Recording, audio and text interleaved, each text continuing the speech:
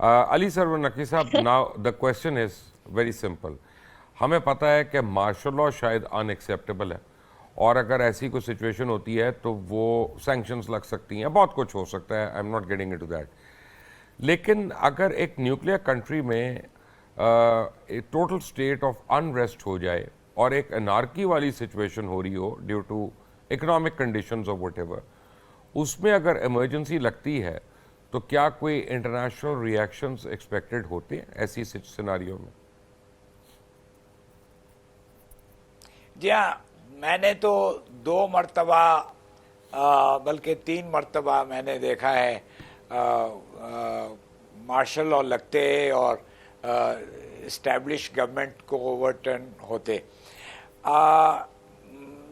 بات یہ ہے کہ انٹرنیشنل ری ایکشن جو ہے وہ فوری طور پہ اس چیز کے خلاف ہوتا ہے, اس اقدام کے خلاف ہوتا ہے, اور وہ یہی کہا جاتا ہے ہر طرف سے کہ آپ کے سیاسی نظام کو دوبارہ ریسٹور کیا جائے. لیکن پس پردہ یا پیچھے جو بھی باتیں ہیں وہ ان میں مکسڈ پوزیشنز ہوتی ہیں, اور خاص طور پہ جو بڑی طاقتیں ہیں وہ تو اس میں کچھ حد تک ملوث بھی رہتی ہیں, ان کا کچھ ہاتھ بھی ہوتا ہے. دیکھیے اب آپ کو میں مثال دوں فارن افیئرس کے بیک گراؤنڈ سے کہ مصر میں بھی یہی صورتحال ہے, اکانومی بہت بری جا رہی ہے, ارجنٹینا کا بہت برا حال ہے, سری لنکا کچھ بہتر ہوا تھا لیکن پھر وہ ڈکلائن میں چلا گیا ہے, بہت مشکلات وہاں, اقتصادی مشکلات بہت بڑھ گئی ہیں. تو ان ملکوں میں چونکہ ملٹری رول اتنا اسٹرانگ نہیں ہوتا ہے, اس لیے وہ کسی طرح اس کو اپنا اوور کم کرنے کی کوشش کرتی ہیں. ارجنٹینا میں ایک بار مارشل لاء بھی لگا تھا, ملٹری گورنمنٹ بھی آئی تھی, لیکن اب وہ نہیں ہوتا ہے. تو میں نہیں جانتا کہ اس وقت کیا ہوگا, لیکن میرے خیال میں جو صورتحال ہے وہ اگر ابھی بھی صحیح طرح سے اس کو کنٹرول کیا جائے تو کافی بہتری آ سکتی ہے.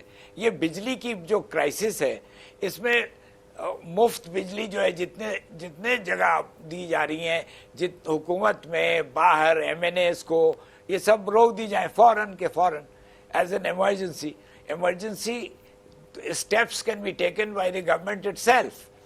اور یہ جو پاور ٹیرف ہے وہ بھی اس میں ٹیکسز کچھ ریڈیوس کیے جا سکتے ہیں, کسی اور طرح سے ٹیکسز لیے جا سکتے ہیں. اٹ نیڈس امیجنیٹو ہینڈلنگ, ایک بہت ہی ہوشیار طریقے سے اس مسئلے کو حل کرنا چاہیے.